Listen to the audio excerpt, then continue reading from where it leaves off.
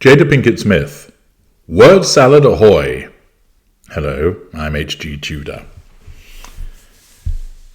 There are two types of word salad.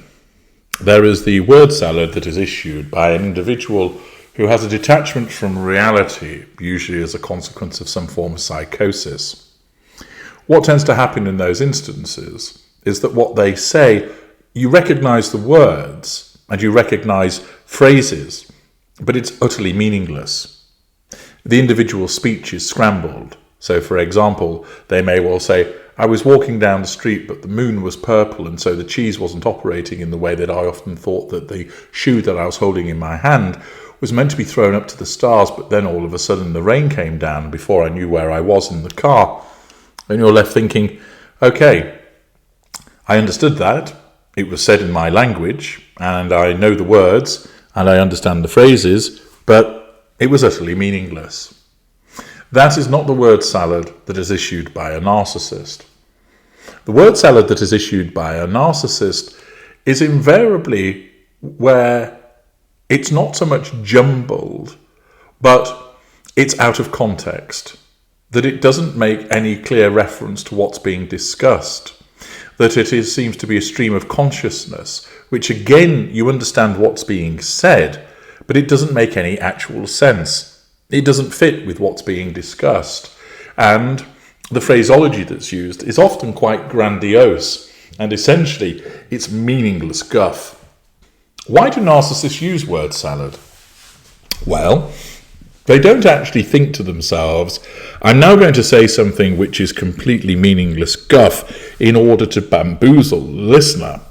What they do is say something which makes perfect sense to them because they are enshrined in their own reality behind their distortion field, but it doesn't make any sense to the listener. Accordingly, it's almost as if they are seeing something which they are narrating, which nobody else can see, and therefore it makes no sense to them. But it makes perfect sense to the narcissist because that is what they see. I have explained to you on numerous occasions that the concept of an objective reality is such that it doesn't exist. Everything you see, everything you hear, taste, touch, feel is a perception. And that people will see things in a similar way because they've evolved in a similar way, but some people will be different. Common example, those that suffer from chromesthesia. They see sound as colour. They're not lying. They actually see the sound as colour. Most people do not. But it is their reality. They are not making it up when they talk about the fact that they see somebody's speech as black and gold, for example, or a piece of music as being all various shades of blue. Similarly, when it comes to the issue of a word salad, what happens is the narcissist talks about something and it makes perfect sense to them. But the narcissism allows them to talk in this manner so that the individual is bamboozled, meaning that they essentially give up and come under control and therefore provide fuel. It's done to deflect accountability. It's done to avoid answering probing questions. And what can often occur is that the narcissism does it in a haughty fashion, whereby if you profess not to understand, they look at you as if you're an idiot. And in many instances, the person who intervenes saying, I don't understand what you've said, backs down for fear of being made to look stupid, and thus the narcissist attains the control that is required.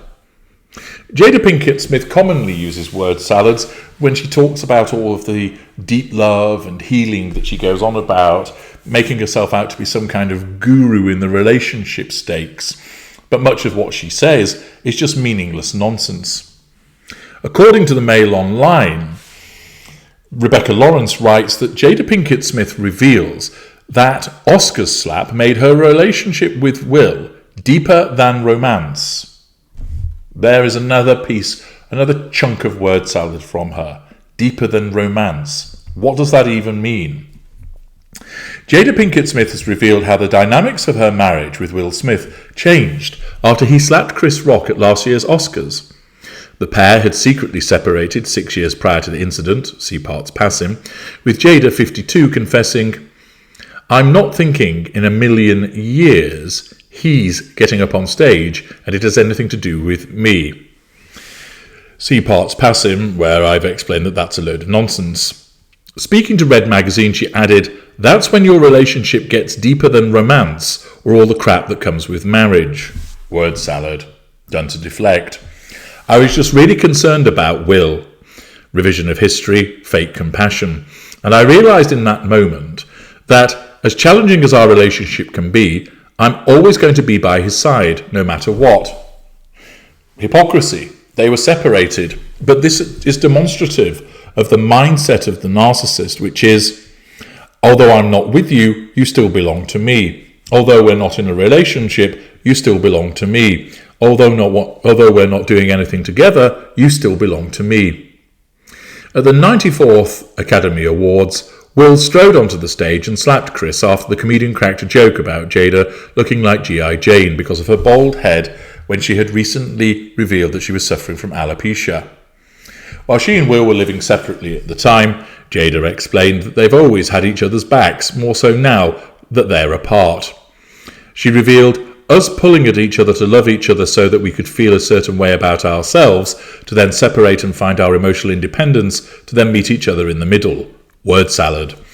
Learning how to show up for ourselves is showing up for the other person. It's been a deep learning process in how to love. Word salad. She likes to portray herself as having this deep understanding of the dynamic with her husband, but when she actually talks about it, it's just complete nonsense. While Jada has been open about the complexities of their marriage, she revealed that she prefers not to use conventional relationship titles to describe their union, grandiosity. She explained, I try to stay away from conventional terms like marriage because people have a very specific idea of it, and I'm not in the business of trying to change that. I like spending time with me, and I like spending time with my family, and that's it. I have no desire to do anything else but that. The desire not to pursue the conventional came from the early days of their romance, with Jada confessing she was under no illusion that Hollywood wouldn't have an impact on their relationship. She revealed, I wasn't going to go into a marriage in my early 20s in Tinseltown, Will being one of the most sought-after actors in the world, thinking we were exempt from having to confront inevitable temptations. I didn't want to play that game. So I was just like, this is where we have to have a level of friendship. This is where we have to be honest with one another. That friendship has been the core of what's helped us get through some of the most difficult times. Word salad. Jada was focusing on carving out her own career and not being reduced to being called Will Smith's wife, a label she found annoying. Naturally, it threatens her sense of control because she believes that she's more important than him. In later years, the focus has been on finding balance in her personal life and career, with Jada revealing, I had to get really solid on what my priority was. Meaningless. She continued, at the end of the day, that was my family. That doesn't fit into what makes a powerful independent woman. Leave a woman to decide for herself what is important to her. It's a lot of personal reconciling that helps us get that balance, recognising that we're not here to be everything to everybody, and that's okay. It then goes on to talk about her writing her book and a further plug for it. But it is demonstrative, here, once again, that she just talks about the relationship in terms which make no sense, that it is the word salad that's issued by a narcissist being grandiose, and speaking in tones that where she believes she knows what she's saying, nobody else does. I'm H.G. Tudor.